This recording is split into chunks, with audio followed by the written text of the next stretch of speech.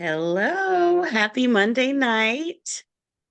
We are so excited. We want to thank you for joining us for our April 2024 book club session. I'm Lisa Harrison, and I'm here with my beautiful co host, Brenda. And Yeah. we are excited. I'm sure a lot of you are happy tax day is over, but we're not excited for that. We are excited because we have a powerhouse of a guest tonight, and there's no there's no sense in us letting you guys wait because we know how excited you are. Brenda, do you want to introduce our powerhouse as if she needs an introduction? I would love to, and I've just given her a new nickname right before the show called Jet Setting Zibby. But anyway, tonight we are talking with Zibby Owens, who's the author of our novel that we're discussing tonight, Blank, and bookends a memoir and a children's book, Princess Charming, as well as being the editor of two anthologies. A frequent contributor to Good Morning America and other outlets, she's been called New York City's most powerful bookfluencer. Zibby is the creator and host of the award-winning podcast Moms Don't Have Time to Read Books, co-founder and CEO of publishing house Zibby Books, owner of Zibby's Bookshop, an independent bookstore in Santa Monica, and creator of the Zibbyverse community of book lovers, for which she offers retreats, classes, specials events, a book club, a writing group, and more under the Zibby Media umbrella. A graduate of Yale University and Harvard Business School, Zibby currently lives in New York with her four children, ages 9 to 16, and her husband, Kyle Owens, co president and founder of Morning Moon Productions. With all that, we say welcome, Zibby, and we are looking forward to this. Yay! Thank you. Yay. We're so excited to have you join us tonight. Thank you for having me. Thank you for picking Blank. I'm so excited about it. It means so much to me. Your amazing community has been posting about it and doing all sorts of great supportive things that has just, made the last month even better. So thank you so much. Oh, Oh, awesome. thank Thank you. you. Everyone in the chat is so excited. The first thing I see in the chat is yippee. Oh, I need to see. How do I Welcome, see the Zibby. chat? I need to see the chat. What do I do? Open Facebook or something? You, Yeah. you can't see it in the background. You'll just have to turn the sound off. But yes, if you want to follow Okay. along, since I'm you're a gonna follow along. multitasker. I'm a multitasker. I can do 100 things. No, I'm kidding. That's funny.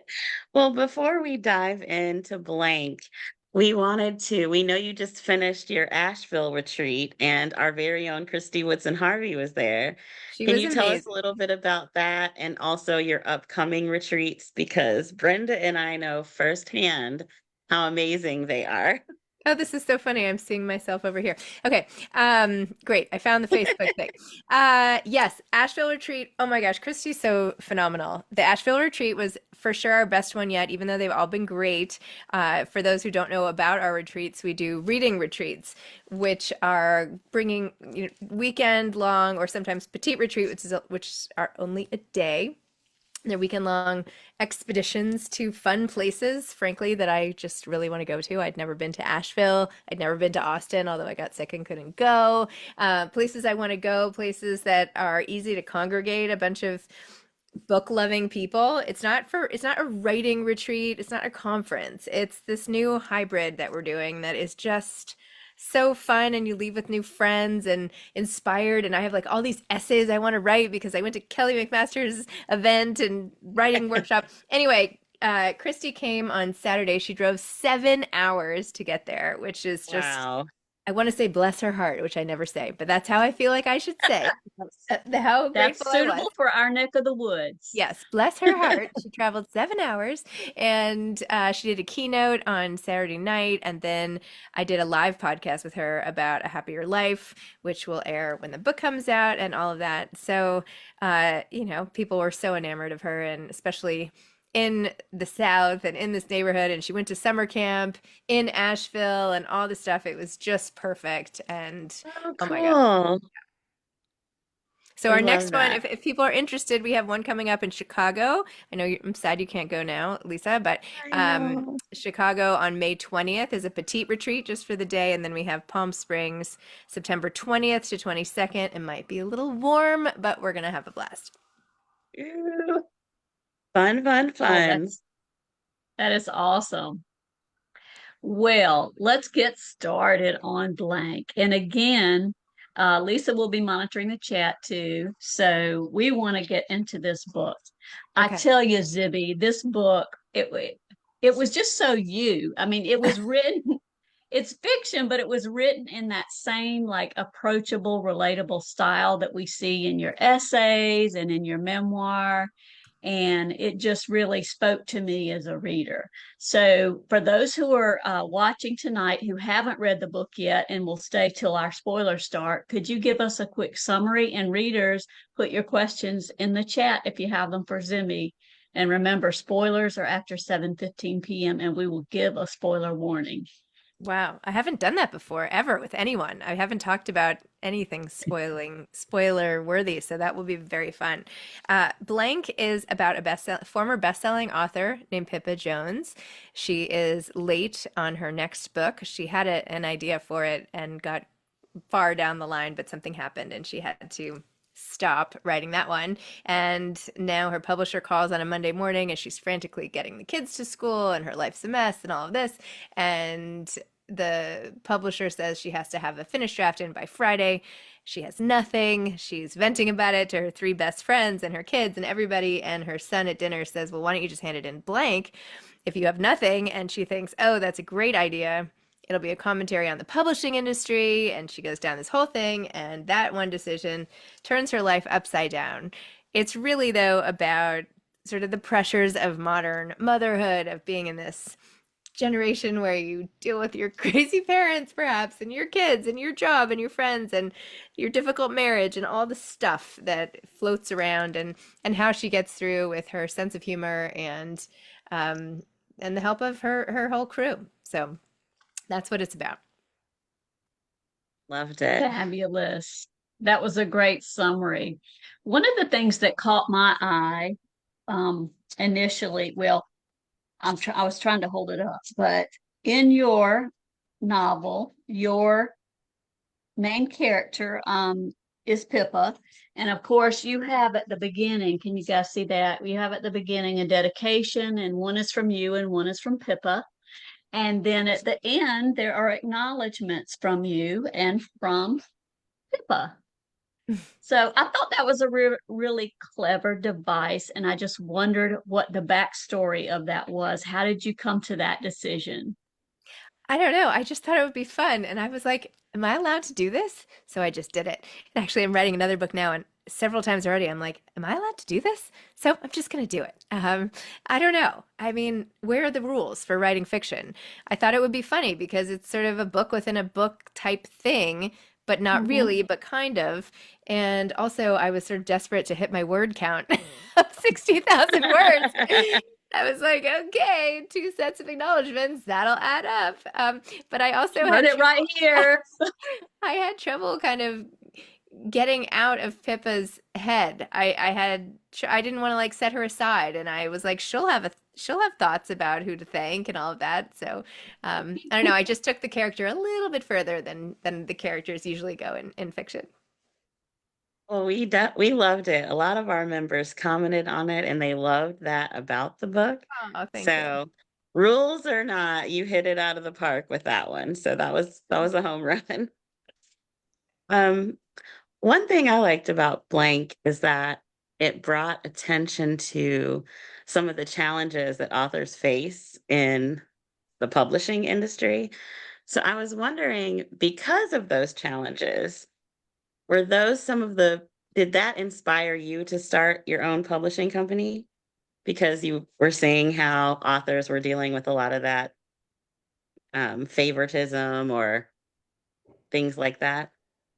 So blank, I could not have written blank if I were not at the exact moment in time that I'm in with this sort of 360-degree view of the publishing industry.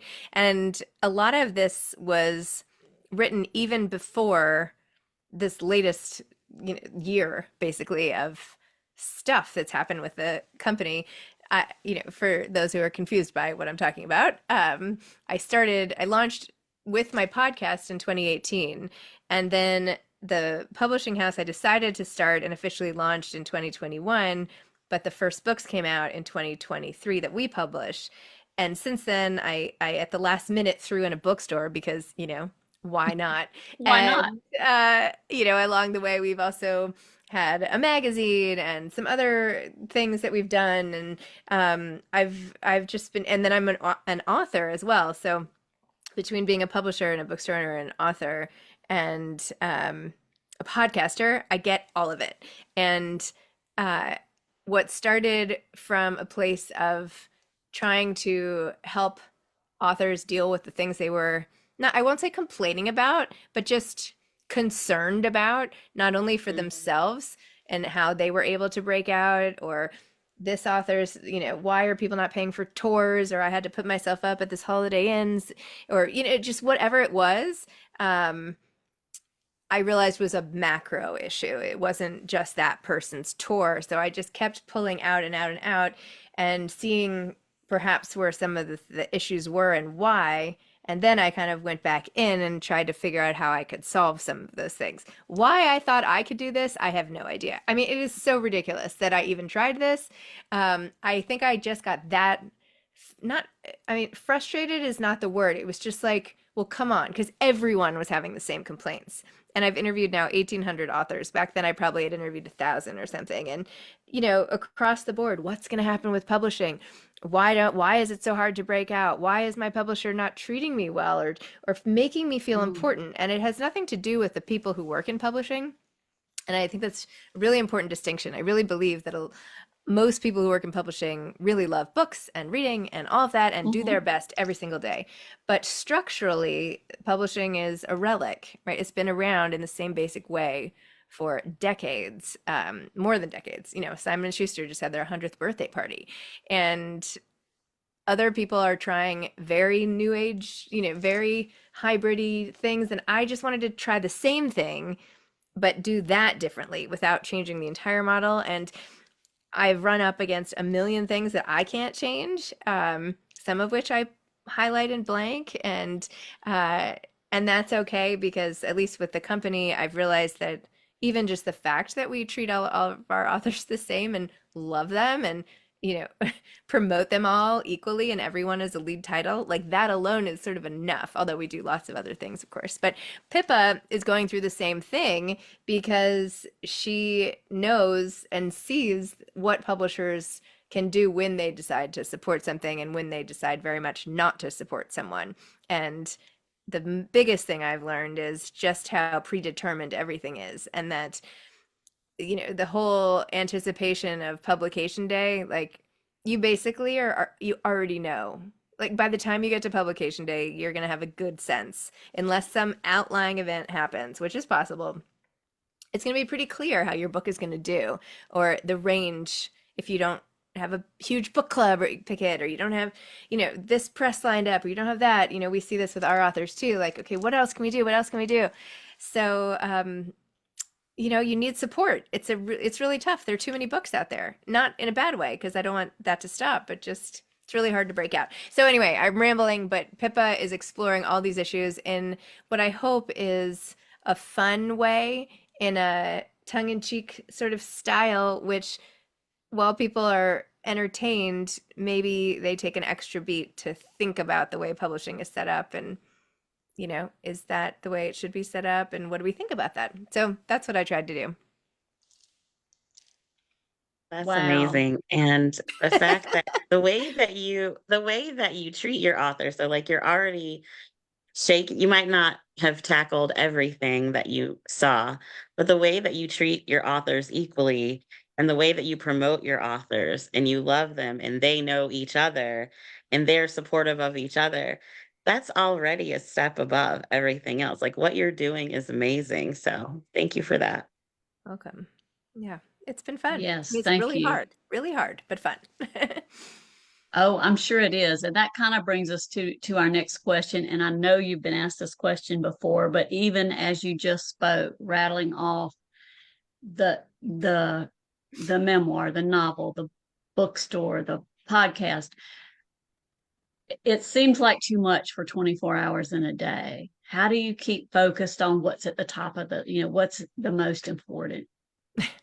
I was just at dinner with the kids quickly, and I was like, oh gosh, I forgot to add, now I can't even remember what it was. I forgot to add something to my to-do list. And my daughter, who I asked her, like in her notes app, to start keeping my to-do list when we were driving in the car one day, I was like, you just put it in your notes, and you tell me what I need to do. Um, I definitely drop a lot of balls. But with all the things at this point, I have really exceptional people running all the businesses. So I was very nervous about going on this book tour for blank because I am like in every detail all the time. And one of the best things that has come out of this tour, in addition to meeting people in all sorts of places all over the country and just the satisfaction and enjoyment of like basically people having parties for me everywhere I go. It's just like a total trip. But it's taught me that I can take a step back because all the work I've put into it for the last, 3 years, every single minute, it's okay. Like people I'm working with are amazing. So Anne Massetti runs our company, Zibby Books, and she's fabulous. But we also have a fabulous partnerships person, a fabulous marketing person, fabulous publicity person. So, I feel like we're in really good shape there. Great manager of our bookstore, great new events manager at the bookstore. The podcast is still pretty much me. I mean, aside from Chelsea, who I work with, who helps me schedule and, provides links and then gets the files when they're edited up on the thing, and then the sound editors, like the curation and all of that and the interviews and the prep and all that. That's still me in that, but I'm even going eventually I'm going to 3 a week to try to put more focus on the episodes that do come out and, be even more prepared for each one. It's not like I am doing everything every minute. And I guess the answer is Mhm. smart people and years of like expressing preferences, like with Grassa, who runs our retreats, right?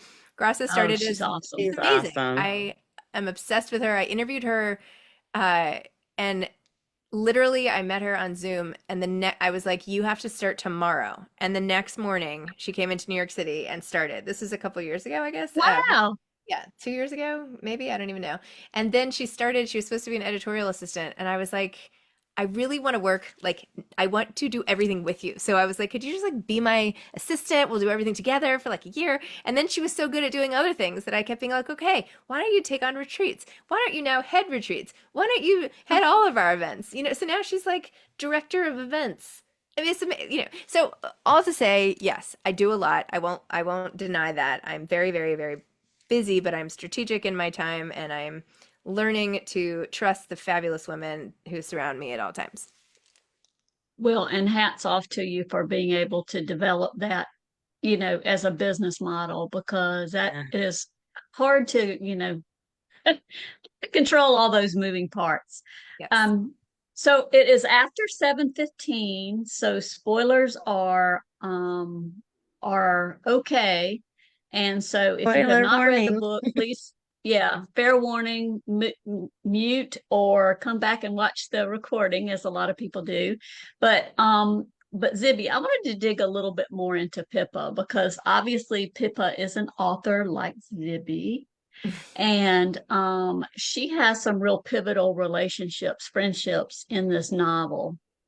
And so we have an Instagram user, Blue Rose, who wants to know if any of Pippa's relationships are based on your real life, not Kelly, she hopes. um, And how did you form those characters?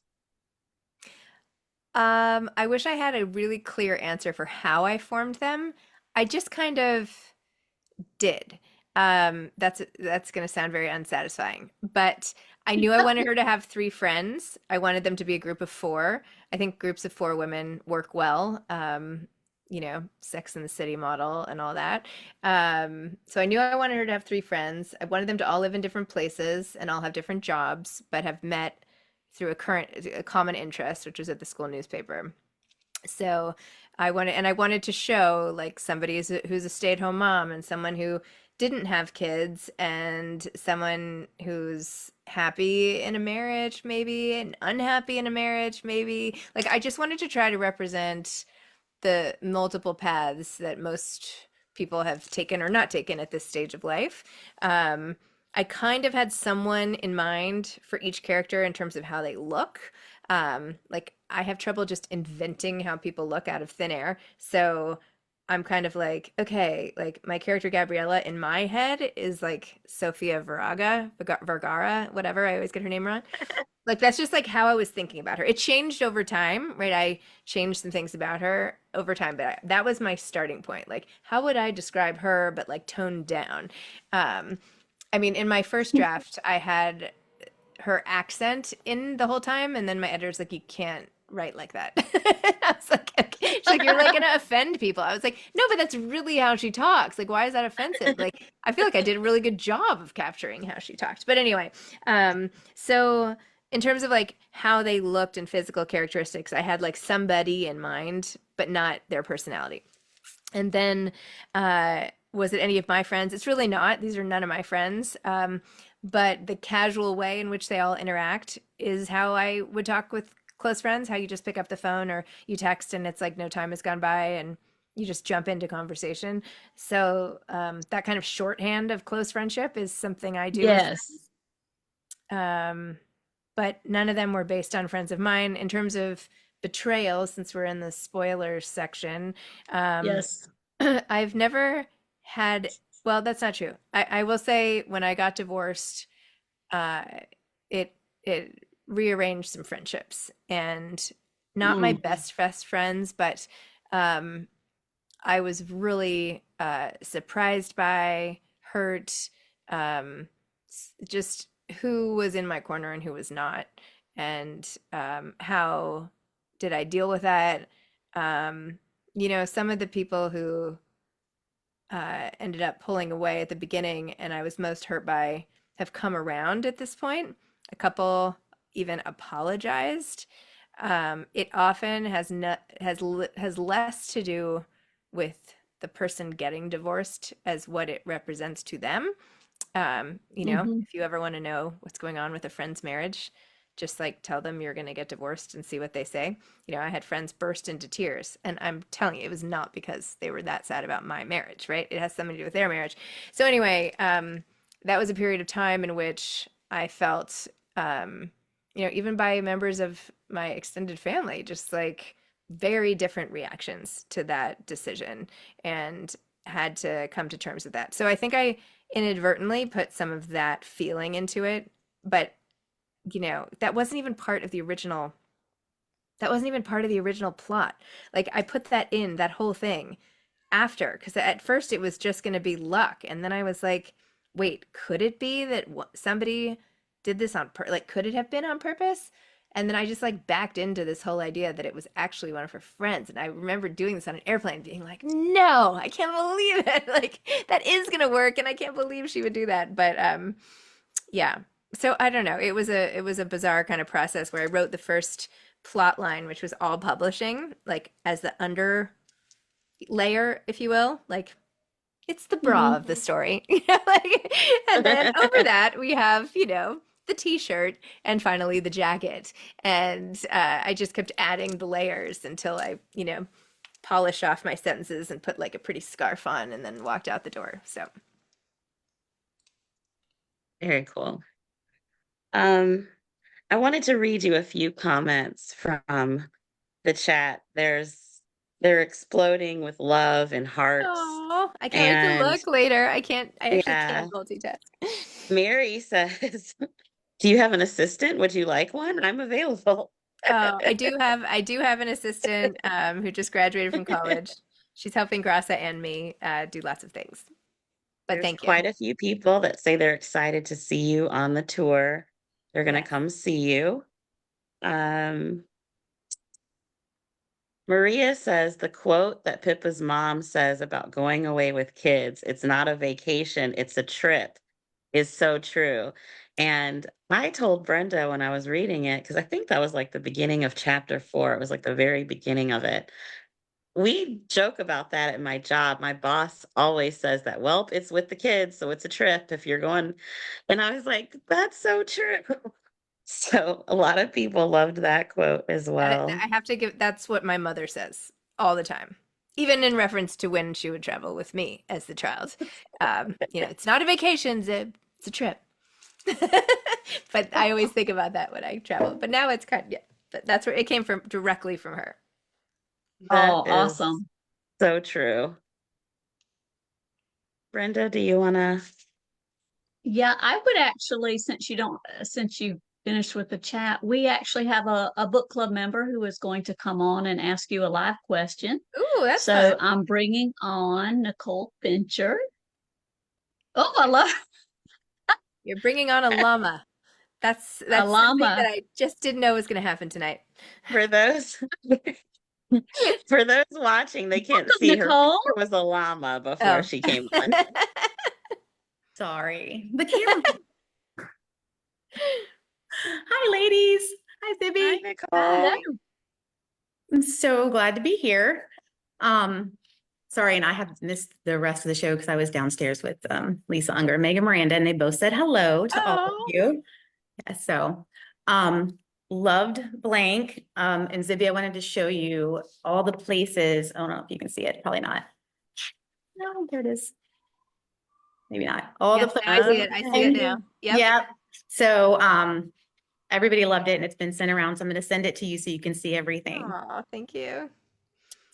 Sorry, and I had to show you. I have my Zibbyverse shirt also. Oh, yay. I love it. Yay. So cute. Thanks. So my question was, Ella Rankin was such a cool person that she came in contact with. Is she based on anybody specific, or is she kind of a compilation of different people? So again, just so that I could describe her physically, in my head, she was kind of like Kristen Chenoweth. That's sort of who I was seeing. Um, yeah, I could definitely see that. mixed with Kelly O'Hara, the Broadway actress, like that type of person. That's sort of how I saw her. I love that. I loved how she jumped in and helped and was just, such an integral part of, wrapping everything up and helping put that at the end. Yeah, it's fun. She was Yeah. fun to write. Oh, yes. We have a Well, lot of thank you fans of thank you so her. much, Yeah. Nicole. And Oh, in the middle of a book event too. Awesome. love it. I 2 in 1 know. night. That's a twofer. That's Are amazing. you at Yeah. Oxford Exchange? Is that where you are? I am. I'm upstairs. So, Very we're cool. the Friends in Fiction. So I'm upstairs in that little area and they have this really cool, like old wood library. Nice. So yeah. Well, Well, thanks for Awesome. Well, joining us. Thanks for thanks having for me. Tell joining us. Lisa we said hi. Give them my I will. regards. I will. Thank you. Bye. Bye-bye. bye. So Bye. To your point about the tour, and thank you to anybody who's watching who has come to an event. I've really loved meeting everyone, and I am stopping in a lot more places coming up. So if I could just share a couple that are imminent, yes. because I will be Oh, going yeah. to Charleston a week from, I'll be in LA this whole weekend at the LA Times Festival of Books, and we are at booth number 911 for Zibby's Bookshop, and I'll do a panel this coming Sunday, April 20th, I guess, 21st, at 1:30 on Sunday. And then next Friday, I'll be in Charleston from 10:30 to 12. And then I'm going to fly to Atlanta and do an event in Atlanta at 7, where I'm going to see Lisa and all her friends and a lot of you, hopefully. And then on the May 19th, I'm probably forgetting places in between, but May 19th, I'll be in Denver doing like a bunch of events that day, including Tattered Cover. And the 20th, this all day event we're doing in Chicago, which culminates at Madison Street Books. Doing another big thing in June, but that's a ways away. I think that's in a bunch of places in New Jersey, Montclair Book Festival. Gonna do a bunch of signings. Anyway, I'll be all over. So you can check it out at Zibby Events or just go to zibbyowens.com and it's there. But I just love meeting people out and about, and even if they just like wave or whatever, it means a lot. Every single person who comes out, it's just and it's really fun. It's just so fun. So anyway, I'll stop. It is Oh, fun. oh, that's And okay. we do have a lot I of people coming. Good. I do want to, at the risk of just plunging right in, because we didn't get too deep into the plot. I wanted to talk for a few minutes about the betrayals in this book. You know, Pippa, and we're in spoiler period. Yeah. So, you know, Pippa's first she's seemingly betrayed by Ella, but not really, because she didn't realize it was her friend. But Ethan, her husband, and her dear friend Kelly both betrayed her really in a terrible way. Which one was more difficult to write? And before you answer, to our readers, who did you think was most at fault, Mm. Ethan or Kelly, in their I know my betrayal? answer to that. Ooh, I know mine too, but well, let's see what people say. I'm just curious. I think Kelly is more at fault. Is that what you were gonna say? Hmm. Yeah, I I think Yeah. hated her. yeah, I think Kelly. I Kelly, wanted to strangle her for Pippa. yeah. Um, yeah, I don't know. Yeah, it was such a betrayal because she was presumably in her corner for so long. And there's something about your closest girlfriends where it sometimes can feel like they know more than anyone, right? It's almost Hmm. like your old friends, or they've seen you through multiple relationships and they remember all the good and all the bad and all the stuff that maybe you forget. And to have that kind of loyalty pulled out from Yeah. under her, I feel I can feel that gut punch. I mean, it's one Yeah. thing on a romantic scale. I mean, that's Yeah. also horrific, but I don't know. Yeah. It That's was two too gut far. Yeah, punches, two gut you punches. know? That's Yep. right. That's Yep. right, because she sold her out on the book idea first, Yep. That was a and twist. That was a twist too. Yeah, I think I just definitely wanted to was. get to the feeling of having sort of the floor knocked out from beneath your feet, because I have felt like that at times, and you can get there in different ways, but that would certainly do it. Yes, that was definitely enough to do it. And, you know, it just was really the scene.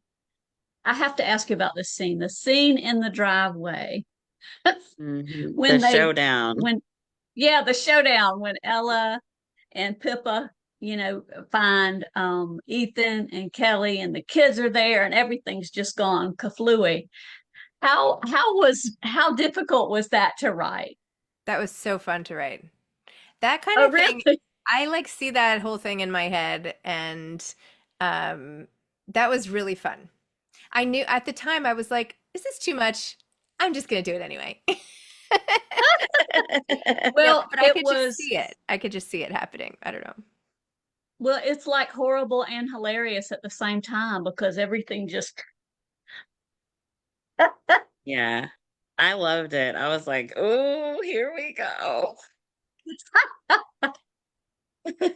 Yeah, I mean, So, again, it's like when things in your life turn upside down, who's there? And sometimes it's the people you don't expect who show up, yeah. like Ella, who Mhm. becomes the person, right? Even in periods of loss or periods of change or whatever, the people you think are going to be there sometimes aren't, and the people you never would have thought are Hmm. angels. So, That is very, very true. In so many life experiences, you never know who the people you, exactly like you said, the people who you think are going to show up sometimes don't. And ones you would never think do are right there. So you just never know. So the chat, our members unanimously blame Kelly. yeah. Kelly is more at fault. Um, Leslie said, Ethan is a weak willed man. So, in some ways, he wasn't as much at fault. And Lori says Kelly knew more of what she was doing. Ethan was just a loser in his personality and seemed to think the world owed him everything Yep. and I took agree. no responsibility for anything. Very true. That's a good comment. Good comment. Good comment. Yeah. The showdown was crazy, Maria said. Everyone loves the scene. Hannah says fantastically written scene. Thank you. Edie says it's never too much. And oh, Susie asks, has there been interest in bringing blank to the screen? Well, I did actually have interest, not fully, but I had a call with a production company and they want to make it, they are hoping they can team up with all the right people to make it a 1 hour TV show, um, which would be really cool. That So would be they're thinking amazing. of doing what's called a shopping agreement where they're gonna like try to attach different elements and see if they can sell that whole package, which remains to be seen. So, at least somebody had a call with me. I get my brother's a producer and my husband's a producer, and I kept being like, literally nobody is interested in this. Like, how is that possible that no one even wants a phone call? They don't even want to pick up the phone or an email to ask me any more about it. And my brother just kept saying, Zib, it's not a movie. I told you this. Like, it's just not. It's not a movie. Just be happy. You have a good book. Why do you need more? And I'm like, I don't know. I just always need more. So we'll Because see. that Well, that would scene, be awesome. that That would be awesome. It's highly but unlikely, that scene in the driveway has farce written all over it. but I'd watch that live. I think every the it's exploding with hearts. The chat is right now. Um, I we'll I hope we will if we can do anything or we need to see. Instagram or we will do a hashtag. You let us know what we can do and we show up and show out. So we will definitely get behind it. So funny. Okay. I have an advanced question from Mindy, and she would like to know what authors have inspired you through your journey from devoted reader to devoted author to devoted publisher? Mm. Um, I think Anna Quinlan has been a huge inspiration because she started with the column and well, she started as a journalist, a real reporter and all that. But I got to know her through the collection of essays from her column and how she wrote about motherhood and her kids and her life and just the day to day. And I found that to be um, very inspirational when I was sort of in the trenches of that. But then I also got to see her shining strength as a novelist and how she has been doing this for her whole career for decades now and Yeah. continues to produce and Nanaville was like so fun and great. And then, another guidebook for me for when I become a grandmother, God willing. And I say as I have my 9-year-old son downstairs. And and then even after Annie, and she's just like guiding us through life in ways, being very helpful. So I look to her as just such a model. Not as much on the publishing side, obviously, because she's not doing that. But I look to I look to different people for different things, like the bookstores, like Emma Straub and Alex George and Jenny Lawson and other authors who have opened bookstores and who I've talked to about that. And then in publishing, talking to the ladies from Spiegel and Grau and, finding out more about their journey and, other people who I've talked to in that area. So, with everything I'm doing, I'm trying to learn from others and, get help. But there's not one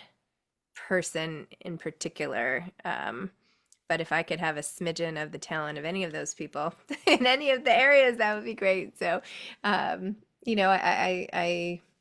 think people are out there doing such cool stuff. I think that there are so many more nice people. Like it almost makes me want to cry. Like there are times where it can feel very lonely out there. And I've gone through times like that. And the fact that all these people are out there and are so nice, like it just can feel, the world can feel very hard. And the events in the news and since October 7th and all of that and all the Yeah. animosity, and yet there are so many people who are supportive and wonderful, and that's both a relief and just a gift. It feels like a true gift. Oh, that's awesome. I kind Well, of, I Zibby, want, oh, yeah, go ahead. go ahead. No, I just like, I want people, I mean, it sounds, I don't know, when I was in the throes of new motherhood and like was just like hope like passing people in Central Park being like, do you think they'd want to be my mom friends? You know what I mean? Like, how am I supposed to make mom friends between like, my two errands today with my twins or whatever? This is like, almost 17 years ago, but um just know, like, your community is not just around you. And I know with social media and whatever, but this is like more than social media. These are the actual people um are there, and it's not just where you live. It's they're scattered all over, and over time you will find them, and that I hope is a great comfort to people who maybe aren't with the nicest people or your people or whatever. They're out there, whoever they are. They really are out there. Oh, Yeah. that's awesome. We do have a lot of people who find our page and say, I found my people. Hmm. And Hmm. Yeah. it's kind of like that because when people are just on the page, it's great, but it's not quite the same. And then you get out Mhm. to, once COVID was, kind of done and we got out and did events, it's like it's so robust. Yep. And I'm really grateful for it because of what we all went through. Hmm. Yeah. And we have so many new friendships and people, you're close to people that you might not have met in person, but you consider like real friends, and Zoom and Page, the love of books brought us all together. Belinda in the chat says this is a quote we say a lot, but it's true. Book people are the best people. It's true. And that is very true. I mean, you kind of have to It's be a I mean, if you're interested in how other people think and feel generally, that's the sign of someone who's compassionate. Like, Yeah. other people, maybe they just don't care, or I don't know. You have that sensitivity where you relate to the thoughts and feelings of other people. So yes, I agree. Book people are awesome. well, I'd like to turn back to the novel for a minute and ask you about another aspect of it. Pippa's relationship with her kids is really special in the book, and I know you like to keep your private life separate, so we don't want to, have you reveal anything about your kids, but how much of your experience as a mom is reflected in Pippa's relationship with Zoe and Max? I mean, it's it's a it's not so different. I mean, I started reading the kids that none of them wanted to read this book, and I will try not to be offended by that, but it's fine. So I forced them. I was like, okay, I am going to read you the first couple pages just so you know like what it even is. And there were three of them there. My son was away, but three of my kids are in the room, and upside down on the couch and doing whatever in the room, not really paying attention. So I start reading, and then one by one, they just like start looking at me and they're like, "You didn't tell us it was about us." So, yeah, I put little things about each of them and I mushed it all together into these two characters. And I mean, not everything is something they necessarily said and did, and it didn't happen, but just like funny things like my daughter's water bottle, and then she's like, "Oh my God, my water bottle," like that. So yeah, and the Snapchat in the back seat, and like reaching into the front to change the channel when I'm driving, and I'm like, "Oh my gosh, just like sit down." So that is definitely me as a mom. Like, are you getting me? Like that whole thing. Yeah, that whole thing Yeah. is me as a mom, but also the closeness too. I mean, my kids and I are super close, and they tell me lots of stuff, like Zoe in the middle of the night. Like that is totally something that my kids would do, all of them. And you know, I do my best, but like half the time they don't even care what I have to say. But they know I'm there, and we have a lot of fun, and I don't know, I feel like it's, if you can, I just try to have it be a little more fun with my kids than um I don't know, sometimes I'm like, let's break the rules. Like, let's play hooky on on Oh, whatever, cool and mom. like we Cool all like, mom. not cool. I mean, I'm not cool, but I'm just like, you know what? Like, let's not do an extracurricular activity. Like, I don't know. Yeah. They're like, yeah, The earth won't stop moving around the axis if we don't. yeah. I mean, they're gonna be fine. They go to a great school. They do enough stuff. They're smart kids. I'm not worried. They'll, and eventually, it's been interesting because they've found their things, and it's been really a joy to see. Okay, if you give them like a day where you're like, you do your thing, I'll be on the couch like dealing with emails and reading, what they find, and they find great stuff. So it's good. I definitely liked Pippa's relationship with her kids, and one of the things that I really liked is I love the way Zoe stood up for herself and for Pippa Mm. with her dad. Like, I just thought that was just a great character. I loved the kids. Hmm. And we had a lot of Max fans in the chat. People say they loved Max. Well, I'm, Um, I'm I'm writing this new book now, and again, I have an older sister and a younger brother, and they're not the same kids, but they have a lot of similarities, and the main character is sort of similar, even though it's not Pippa, it's somebody else. But I'm like, am I a one-trick pony here? Like, can I just keep writing the same characters and maybe no one will know? I know, I was like begging my editor if I could just write sequels. I was like, can I just like keep going with Pippa's Life Forever? And she was like, no. Ooh. So, And well, what was the response? Go that's the ahead. perfect segue to my next oh, go question. ahead. What's your next question? Zibby is right on it. We had several people ask if you would be interested in writing a sequel to Blank so that we can expand more on Pippa's life and adventures. I actually really wanted to do that, and my editor said no, that sequels really don't sell. And I came up with this other idea for my next book, and I was like, but I kind of just want it to be about Pippa. And then at one point she's like, well, why don't you just write it as if it's Pippa, and then we'll change the name. And I was like, what? So the good news is I set it in the same community, so the characters will all have cameos. So I feel like I can give an update even if it's not a sequel. And Mm. then I'm sure this won't even happen. But when I did have this call with the production company, they said, we could do the book in season one and then have more stories to come about Pippa in subsequent seasons, which would be very exciting. So I don't even know that I'd be involved in that. And of course, this is never going to happen. But just the idea of that got me really excited.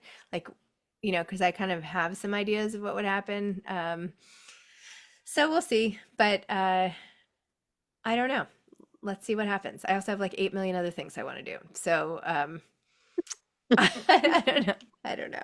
But We love that about you. I There mean, is one comment I'd like to read from the chat from Susan. She says, I love Pippa's relationship with her children and how the Jewish aspect of the family's relationship was integrated within the story, especially at the end with the teacher and Pippa's mother. It kind of resonated with me and the people in my life. So thank oh, you. that's so nice. Yeah. Yeah, I've actually gotten that comment a lot, and I'm surprised by it because I didn't.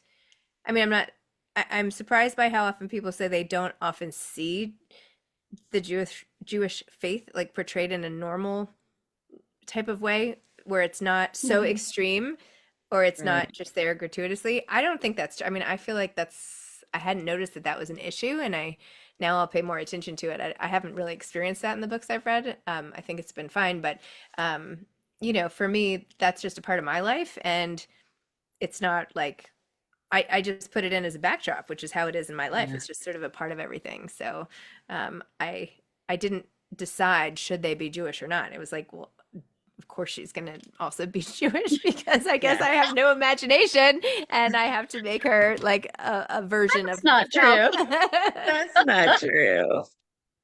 It resonated well. It made it so real. And I think that goes back to Brenda's initial comment at the beginning when she said it was kind of like your voice. Like you could see Zibby in it, even though it wasn't you, and we knew it wasn't you. But it's that same thing we love about you is what we love about Pippa. Oh, So I think that's great. thank you. And since we talked about the sequel, we definitely want you to talk about your next book if you can. And I know we know the title is Overheard. Yes. The Can you title tell us a little bit about it? I can. I'm trying to write it. It's called Overheard, and it's about a bookstore owner in Santa Monica, which I also am. And it takes a lot of it. It's going to take place in the bookstore because now I've learned a lot about that and want to like make that a setting. So a lot of it takes place there, but it's about this woman who I'm calling Jory, short for Marjorie, and her ex-husband wants to introduce her and the kids really to his new first significant relationship post-divorce, a divorce she did not want. And so he brings this woman in to meet everyone, and it turns out that it's this big deal movie star who is also sort of a beloved hometown hero and do-gooder and just like all the good things, like major celebrity in LA. And um, of course, now Jory is like floored by this and is like, "Oh, great," She makes some joke like, "What does she see in him?"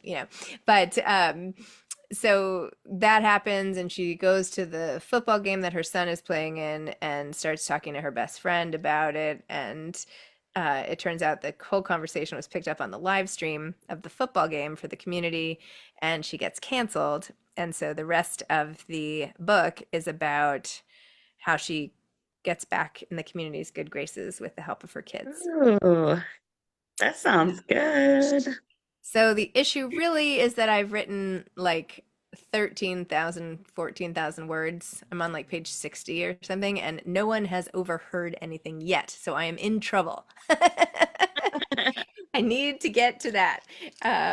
But I have a huge backstory that I've set up that I didn't even know that wasn't part of the outline. And I didn't realize it was going there, but the subconscious brain, I sit down and these things just come pouring out of my fingertips. So almost like they were like, they're like pushing the real story out of the way, nudging like, no, no, no, first all this stuff has to come out. So we'll see where it ends up. But I'm supposed to finish that by July, which is basically impossible. But I mean, really, but we'll see. And it's supposed to come out next October of 2025, but yeah, Nice. highly unlikely. I would also be happy with it coming out in 2026. So we'll see. That's amazing. Thank you for sharing that. So I have to say I see a trend here. You have bookends, Hmm. blank, and overheard. Yep. So you're kind of becoming the queen of the one word title. Is that intentional or is that a coincidence? Um, my editor at the beginning said try to have a one word title. She did. And now, Nice. which meanwhile, my anthology was called Moms Don't Have Time to Have Kids, which is many words, but that's fine. Um, I mean, True. I won't be beholden to that forever, but I don't know. I also want to write this book, Lover's Leap, set in, which I talk about in blank, which she had rejected, but it's set in a rom-com set in the competitive backgammon world. And every time I talk about it, people are like, "No, you should try it." So I kind of want to try that, and I also kind of Yeah. want to write a book called "Did You Know I Almost?" Like a collection of essays about the things in life that almost happened, Oh, and I love that. I have so many books. I'm writing a graphic novel with my daughter, and I just Oh, every nice. day, Wow. yeah, I have more. Actually, we're adapting a middle grade novel into a graphic novel because our So middle grade cool. concept didn't sell, so we're now adapting it to graphic novel. Um, I don't know. There are just always so many things I want to do, but it's just it's just about how to find the time. I think this is a perfect quote from Edie in the chat. She says, Zibby has so many open tabs in her brain, which makes great ideas for new books. I do. I have so many. You should see actually my desktop and how many I have in my phone. I literally have 500 open tabs. I have to show you in like Safari. And Whoever it said still works? it barely works, but I can't figure out how to like close them all at once. Um, yeah, 502 tabs. 502. Yes, lots of open tabs. And then in on the actual computer, it's a mess. You should see what's behind the Zoom screen. A mess. Everything open. So yeah, that's my life right now. Open tabs. That was Oh a my great, goodness. great Well, comment, Edie. Thank you, Edie. yeah, Thank you, thanks Edie. for Yep. thanks for sharing that with us. Well, I can hardly believe it, but we've almost reached an hour and it seems like we just started talking. But there are a couple more questions I did want to ask you before we have to close up because I know your time is valuable. What are you reading that's grabbing you right now? I just read The Elephant in the Room. I'm not even finished with it yet. Where is it? I was just holding it. By Tommy Tomlinson, who came on our retreat. What did I do with I'm it? Well, glad to see anyway, you. it's I'm really glad good. to see you looking around because it's like an Easter egg hunt when I go to look for a book that I'm looking for. Yeah, no idea. But yeah, I just am in the middle of that and it's so good. I'm also reading Rex Ogle's I think it's called Free Fall, something about a memoir of his being homeless. It's so Wow. I really like memoir. I mean, I love fiction, but anyway, those are two memoirs I'm working on right now. Irene in the Okay. chats and a lot of other people there. This is starting a new thing. She says, Open Tabs would be a great book title. Mm, And Ooh. Mindy said that could be your first two-word book title, Open Tabs. So now actually, that's that discussion in the would chat. be cool too if we set it in the restaurant world, right? Or a Yeah, bar, where you it's have a like a tab that actually is dual open, meaning. Mm-hmm. Yes, right? Okay, Brenda's on board. I'm in. Yeah, open tabs about like a restaurant owner with a regular client who, blah blah blah. I like it. Oh my goodness. See? Open tabs. All right. I like it. Can I Yeah, steal it? Whoever said that, is that It okay? was Irene. We got Irene, Irene, Hannah. I mean, it's all in the chat. You can just can I give a let little me shout out to our book club in there. And yeah, that's it. unless anybody else wants it. I feel like maybe I mean, I don't have time to do this. Okay, but that's a great idea. I have to put it in my ideas I want to do when I have time. But I like it a lot. Open tabs. Ah, I like it. right. we The love birth of you. the We birth love of a having you on. It's always such a Ready pleasure when we to get to talk with you. open Thanks oh, for and being while so Zibby is real. All jotting right, that's down it. Open tabs coming 2027. 20. All right. God willing, I'm still Oh, alive. 2027. okay, Zibby. This is going to be a softball. Where can our readers find your novel Blank if they haven't purchased it already? And get a Um, signed copy. They like to get signed yeah, copies. Oh, signed copy. I'm sorry. That was my Yeah, question. yeah. no, that's they can get it through Zibby's bookshop in Santa Monica, which is linked to our Zibby Media website. So you can just go to this shop thing on Zibby Media and it will be there, or just search in our website and you'll find it. But also, please visit all the bookstores that I've been stopping by on the tour, which are also on my website, zibbyowens.com. I have a list. I think it's still up there. I hope it's still up there. Oh God, I better go check. Of all the bookstores that I was seeing on the tour, who all have, I even Ew. listed who has hardcovers, who has paperbacks, blah, blah, blah. I So, thought it was going to be an easy question. Get it from Zibby's books. well, that too. Get it from Zibby's bookshop, but I also really want you to go to the bookstores. I've been to, hold on, let me No, just, we oh yes, totally I want do. to When it do says that buy too. here, okay, go to zibbyowens.com and it'll say buy here and you click and it shows you all the independent bookstores and the couple of Awesome. Barnes and Nobles. Anyway, that's it. Woohoo. Well, that sounds like the perfect stopping point. That's it. Okay. Thank you, ladies, Zibby. so much. I had so much fun. Sorry I was rattling on about like literally everything, but appreciate you having me. We love Oh, it having has you. been It's always a a pleasure. pleasure. Thank you. We're Well, you such take big care. fans of you, like in everything that you're doing. So keep shining, keep running the Zibbyverse and being the awesome inspiration that you are, and my best friend in my head. Great. Love it. All right. You can write the outline for me. All Okay, right. Thanks again. Tess. Thank you. Thank you. Thanks so much, Zibby. Thank you. Um, Looking forward to the rest of your tour. Hope it goes super well and smooth and no travel troubles. Take Yep. care. Thank you. You too. Bye-bye. Bye-bye. Bye. Oh, Yay. I can't wait to see her in a week or two. I don't know how many days. I thought my I know. schedule was crazy. Listening to Zibby makes me feel normal. I'm like, I can do this. I feel like the tortoise.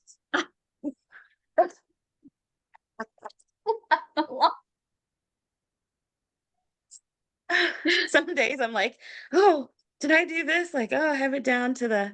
Some of you don't know, I work full-time job. I have like another side gig, and then Mhm. we've got book club, and so I'm always doing a lot of things. So listening to Zibby gives me inspiration to know I can do it. And that was also, even though we didn't get to say it, but that was also something about Blank that I loved, the underlying message of Mhm. keep writing, keep going, go on to your next chapter.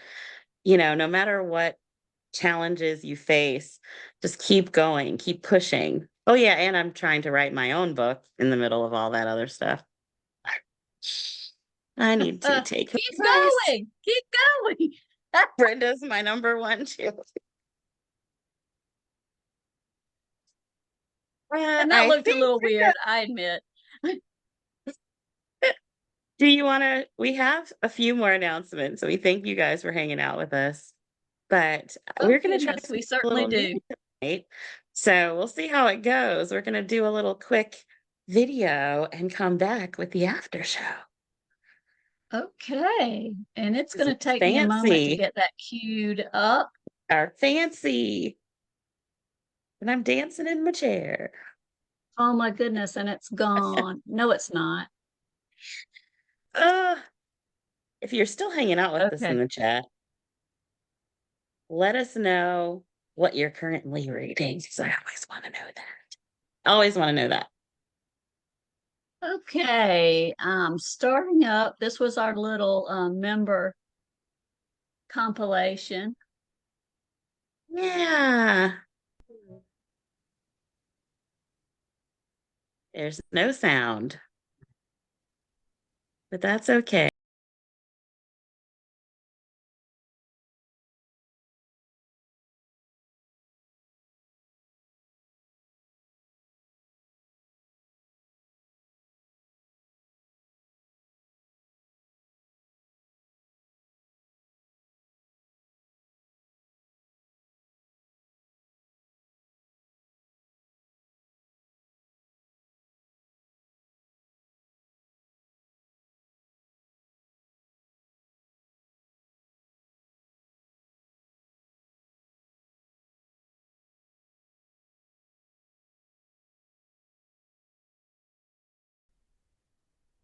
Yay. We loved our members doing that video.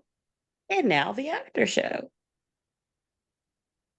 Absolutely. And that's something we're going to continue doing for our book club members when we have our book that we're reading. We will be compiling reels of photos of our members with the books. So look forward to more of that. Lisa, Yeah, would you like to do the announcements or would you like me to? I can. So we've got a lot fun coming up. Um, May 9th, we have a happy hour with Ron Block at 7:30 p.m. Eastern with a surprise guest that we can honestly say is a surprise because we have no idea who it is. Yeah. Ron is planning it, which is fun and scary, but I guess it is a little payback for all the times we do this to him. So I think it'll be fun to see what happens. So mark your calendar. And you want to do book club, Brenda, in May? Sure. Our next book discussion is going to be Tourist Season with Brenda Novak on May 20th. And then we are going to be into summertime reading with Summers at the Saint with Mary Kay Andrews on June 17th. So lots to look forward Yay! to. Yes, I'm super excited about all of those. And thank you guys for putting what you're reading in the chat. I Yay! love that. We can read that. Barbara's reading The Frozen River by Ariel Lawhorn. I always say her last name wrong, sorry. Mary's reading The Audrey Hepburn Estate. Debbie just Ooh. finished Viola Shipman's Famous in a Small Town for the April reading Mhm. challenge. So since she brought that up, Oh, our reading yes. challenge for April is to read a book by an author that writes under a pen name. So I'm going to be reading The Weekenders by Mary Kay Andrews. What about you, Brenda? What are you reading? I'm I'm reading Something Wilder by Christina Lauren. Ooh, that's a good Mhm. choice. That's a great choice. Thank you. Thank you. And Um, any book club members out there, if you haven't done the reading challenge yet, take a look. We have some great reading prompts for each month of the year, and we look forward to your joining us. yep. One more quick thing I want to bring up. Mhm. We hit 31,000 members today. So thank you to all of our members. And also, Brenda and I are still shocked and awe, but we've been nominated for Book Club of the Year for the AAMBC Awards, and we're very thankful and humbled and grateful for that. So we Absolutely. Very love much that so. you guys love the content that we have, and we'll continue to use our platform to promote diversity and inclusion and read different books with different authors and different stories so we can have great conversations. Like what the one we had tonight was Dippy. She was amazing, as Yes, always. absolutely. I mean, all of So, our authors have been fabulous. So, yeah, yes, definitely, we are grateful so much for this community that has been so welcoming and warm. yeah. And we We're very previously fortunate. posted voting information. If you're interested, you can vote. But we are honored to be nominated, and we're just thankful for all of it, for all of you guys. So thank you for hanging in with us, sharing your books, what you're reading, Mhm. and we will see you soon. PB&J Happy reading. out. Good night.